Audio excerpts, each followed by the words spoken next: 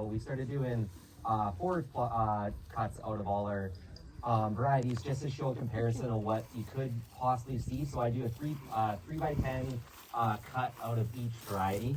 So it's only doing one replication, so it's only just a farmer side trial, but it's just to show quality and possibly yield comparison between each variety. And so for winter wheat's sake, like I will take that at the soft dough side of things, so that won't be for a bit yet, but it's then you get into the triticales here, and I'll be doing two different cuts. So I just want to show quality and tonnage comparisons between a milk stage cut and a soft dough stage cut. So we'll be probably 10 days to 2 weeks in between the two cuts there. So we'll see how that goes. This probably won't be done until the beginning of July for my milk stage sort of timing. So and then as we get into the fall rye here, so in the past I've done 3 different cuts. This year I'm only doing 2.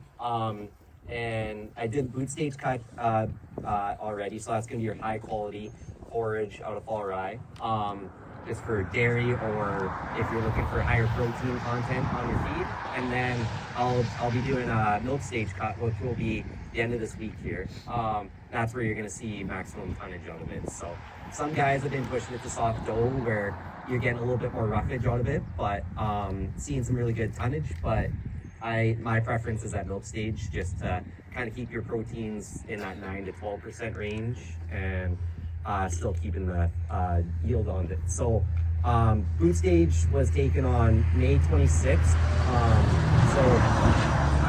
Over the last 3 years, I've seen generally in between boot stage to milk stage, it's honestly bang on 1 month for me. So it's easier to time now that I know, but it's just for I didn't bring any of the tables here. All the data's on our website now on what I got on that first one. Serafino did win out of the boot stage, but all of them look pretty good. So and then how many days behind the rye milk timing versus, is it 10 days typically? It's probably from 10 a rye days, to 10 to 2 weeks, 10 days to 2 weeks. So it spreads out your chopping window, and that's where some guys are more leaning towards mixing in some triticale in with their fall rye for silage. So just to keep the chopper going, and then you're not missing your moisture windows, right? So and I found too, like what we found with the Tadues especially, we don't know enough about this variety yet. So EXP 209, it doesn't have a name yet. It's going to get named this summer. It's available this fall actually. But what we found with Tadues anyways, is it allows for a later seeding. The hybrid rye, we've kind of like, you got to be in there by the 20th of September. And with the Tadues, we planted some October 7th this year, and it looks beautiful. Yeah. Probably one of our better fall trip fields. So really the Tadues, it seems like you can plant it a little later than some fall rye and still do really well. Yep. And just spreads out your workload for planting, and then silage timing a little later as well. So say the dates again? When that truck went by, we missed it. Oh, no problem. Yeah, so we had a Tadues field we seeded October 7th, and it looks amazing. It obviously through the winter it was pretty bare, so erosion and all that's a risk when you're doing that. But we had so say September 20th is kind of the cutoff for say a hybrid fall rye. It's ideal to get it in by the 20th. Yeah. You can push it obviously, but if in a perfect world you're done by then. Whereas the trit, you could push into the end of September and be just fine. It'll get to that 2-leaf stage in this area, even 3-leaf. Even planted September 30th. So my October 7th field, it got to 2-leaf. So not a lot there to hold erosion, but it was there. And it's not further behind, that much further behind than our field that was. It's really caught end up. of December or end of September, right? It may not have as much tillers as my fear, so you might have a bigger seed size and maybe bigger heads. But yeah, we'll see if the yield is different than the other field. But that being said, it's 2 different fields entirely, so you can't really compare that. No. Yeah. But yeah, so there is definitely a height difference on the Tadues here compared to fall rye or even the EXP 209. But what we've seen in the last couple of years, and especially even last year, it just because you're getting so many heads out of it, it pushes forage yields like crazy. So Customers last year were, I had one customer for sure that anywhere from 20 to 23 metric ton per acre on irrigation, but it's Tadues, yeah. So he's taking a soft dough, and quality was good. That was corrected to 62% moisture, and it just blew us away, right? So he hit a really good field, good farmer, and everything was bang on. Yeah. So this, I don't know, like being that this EXP 209, so we can sell this fall. It's awnless. It's suited for people that wanna not ensile the product to feed it. And so whether you're just swathing it or green feed. But it's got this height, so if you're under high fertility, high moisture, you may want to consider a PGR, whereas the Tadues, you might be able to get away without it. Yep. So, so I don't know 100% either. I would assume there's a little bit, but it doesn't, I mean, rye grows so fast, so early, that I think physically the rye suppresses weeds almost as much as anything else. But I would anticipate this would have not as much allelopathy to very little compared to a rye. Yeah, but just in the spring, it's not going to grow as fast as a rye crop does. The rye just moves so fast in the spring. This doesn't move quite as fast. The flower timing compared to the rye, it was 10 days behind. 10 days, yeah. Yeah, for flowering.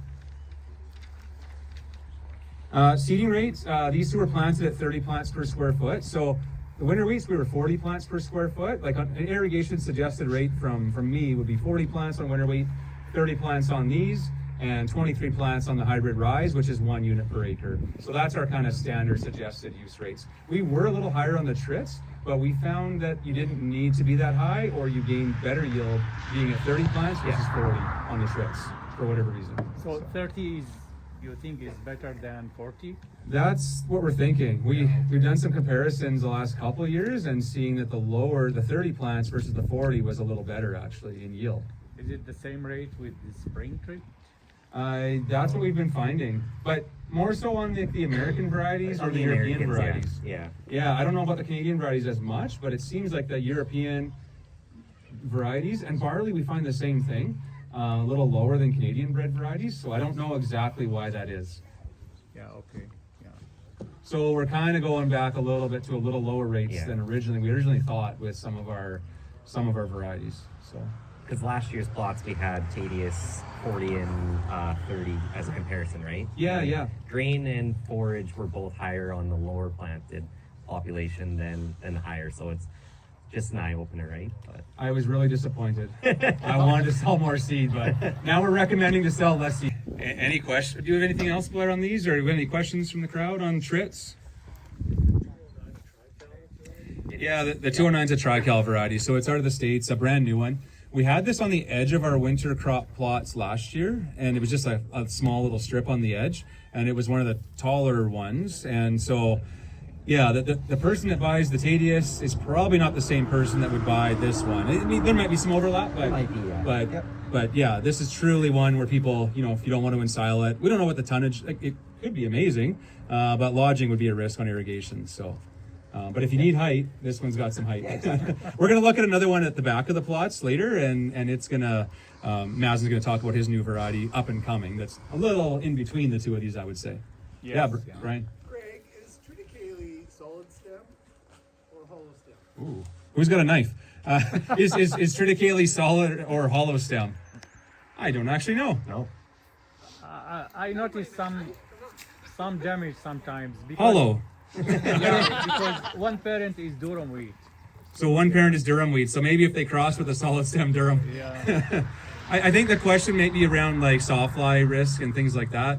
No, I was wondering maybe a difference in silage yield.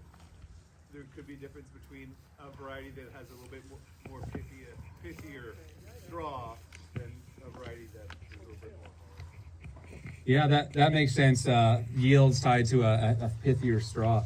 Yeah, I hadn't really thought about that too much, but we're always just amazed how much yield the Tadues has for being how short it is. It seems like the heads allow it to ton up. So don't let the height deceive you on tonnage, because we've had some good results from people. Yeah. But it's just, I think, just to spread your risk from all in one crop is the idea as a forage person. Did you run, Blair, the forage quality, like TDS and the other one, this one? I will be comparing quality on it. I don't know that yet. Oh, so, okay. Yeah. Did we do a boot cut on these guys or just the rise? Just the rise. Okay, so we're just Yeah. gonna do a milk. Yeah. So the rise we did a boot, and then we're gonna do milk. So I'll do a milk stage and a soft dough on these two. So just to compare timings, but And quality as yeah, well. yeah. Yeah. So also for all these, I will be doing a cut on PGR versus non-PGR too. Because So. one benefits I believe for TDS is the ratio between head and stem is different from the Yep. slide. Over here, maybe dry matter is okay, but I believe the quality for TDS is gonna be better than this one. Okay. But let's see. Mazen's betting on better quality on the Tadues because of the head to stem ratio. So. Yes. Do you have a ratio for 23 metric ton silage? Versus, no, but I mean, just saying, versus combining that now, like, where is there a ratio in there that you figured out? For like what grain yield would be? Yeah, grain yield compared to that tonnage compared to two. Do you have any- Oh, that's got to be a 200 bushel crop. That's got to be. Yeah. Yeah, yeah. We've had like 140. 140 kind is of an our average, yeah. like when we're doing seed production on Yeah. this. So these are both registered or going. This is going to be registered as a forage only. That is registered as a forage only as well. In Europe, it's a grain or forage, I believe, Yeah. but here it got registered as a forage, and so we're growing it for grain, obviously for seed production, but all of our customers are using it as a forage. So Yeah. Okay. yeah. But yeah, I think that 23 would be closer to 200 for it, but in that 180 to 200, I'd say. But yep. From a solid stem perspective, I really haven't seen much sawfly issues with winter wheats. They're hollow stems, but I haven't seen sawfly issues with winter wheats. And maybe that's because people are rushing to get the combine there to get going on it on dry land. I don't know 100% why that would be, but I'm thinking the farmers are faster to that field rather than later as they get on with harvest and get more crop ripe than they can get to in a day. So I'm thinking the winter we just don't see sawflies because of the farmers there with the combine ready to go. So, yeah. Any other questions? Oh, yeah. Why isn't there a sawflies in winter wheat? Well, What's the catch there? Well, I think it's timing. I think as a farmer that's growing a winter wheat, they got the combine there ready to go. Whereas say in a durum, it's like, oh, you got all these other things on the go, and the durum's maybe ready, but the farmer's not, or they're doing something else. So maybe that's part of it, but maybe it's the timing of when they lay their eggs, right? Maybe the crop is already more mature. So, yeah, I don't know 100%, but I would say we haven't seen it in our customers' dryland winter wheat fields. Spring wheat is getting to be a big problem with sawflies. Yeah, so that's softfly and spring wheat. We have a solution. It's available this coming winter. So there's a new spring wheat that's a solid stem. It's a VD, so 10% is a refuge variety that's hollow. So that's the unfortunate part about it. But the 90% of that, the Oakman, it's called AAC Oakman. It's available this winter. We're gonna have like 35,000 bushels of it to sell.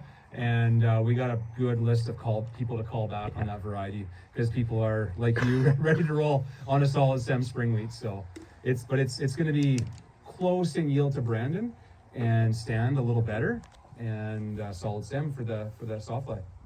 Yeah. So Oakman's available. We're gonna